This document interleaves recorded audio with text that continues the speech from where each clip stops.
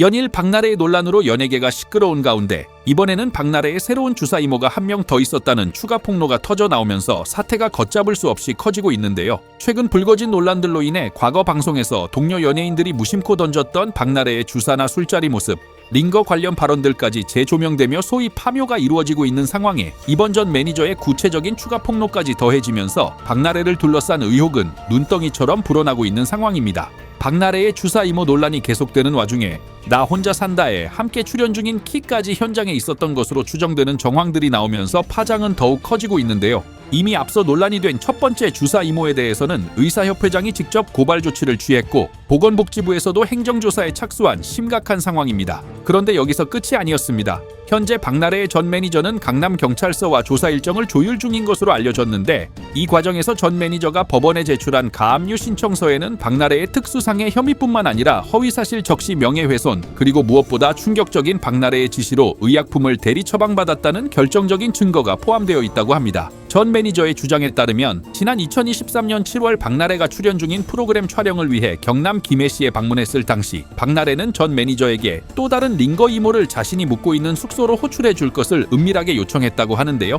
이에 대한 증거로 전 매니저는 주사 이모와 나눈 문자 내용을 공개했습니다. 내용을 보면 전 매니저가 주사 이모에게 박나래가 이용하고 있는 숙소의 이름과 주소를 전달했고 이에 링거 이모는 자신의 계좌번호와 함께 비용은 25만 원인데 기름값 좀 생각해서 더 달라며 팁까지 뻔뻔하게 요구하고 있는 상황을 확인할 수 있습니다. 더욱 놀라운 것은 이후 결제 방식인데요. 박나래 소속사에 재직 중인 한 임원의 이름으로 주사 이모에게 입금을 했다고 하니 2023년 7월 당시 박나래의 스케줄과 숙소 예약 현황 그리고 입금 내역 등을 대조해보면 이 내용이 사실인지 허위인지는 금방 판별이 가능할 것으로 보입니다.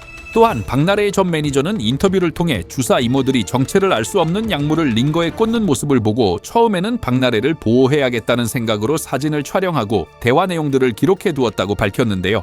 이름 모를 약품을 링거에 냅다 꽂는데 혹시 모를 사고에 대비해 주사 이모의 신원이나 사용된 약품들을 기록하기 위해 찍어 놓았다는 취지로 진술하고 있는 것입니다. 전 매니저는 이런 위험천만한 상황을 몇 번 겪은 후에야 본인도 불법 의료 행위의 공범으로 처벌받을 수 있다는 사실을 인지하게 되었고 그 사실이 너무나 두려웠다고 심경을 토로하기도 했습니다. 심지어 박나래는 전 매니저에게 자신의 약을 대리 처방받아 전달해달라고 요구한 사실도 드러났는데요. 2023년 3월부터 2025년 11월까지 매니저로 근무하면서 박나래의 부탁으로 여러 차례 의사의 처방 없이는 구할 수 없는 향정신성 의약품 등을 전 매니저 본인의 이름으로 대리 처방받아 박나래에게 전달했다고 합니다.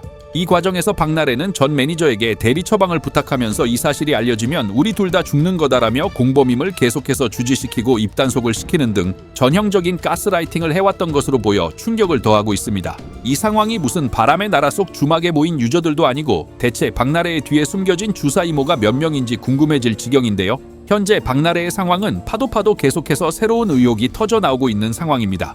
유능한 전 매니저가 확보해둔 증거들과 몇 수 앞을 내다본 전략으로 열리게 된 이번 박나래 주사 이모 게이트. 과연 그 파장이 어디까지 이어질지 그리고 또 어떤 충격적인 사실들이 드러날지 그 귀추가 주목되고 있습니다.